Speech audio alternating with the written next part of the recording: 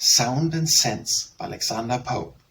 True ease in writing comes from art, not change. As those move easiest who have learned to dance, 'tis not enough to harness gives offense. The sound must seem an echo to the sense. Soft is the strain when cipher gently blows, and the smooth stream in smoothering numbers flows. But when loud surges lash the sounding shore, the hoarse, rough verse should like the torrent roar. When Ajax drives some rock's waste wave to throw, the line to labors and the words move slow. Not so when swift Camilla soars the plain, flies over the unbending corn, and skims along the main. Hear how Timotheus' various lays surprise, and by it alternate passions fall and rise.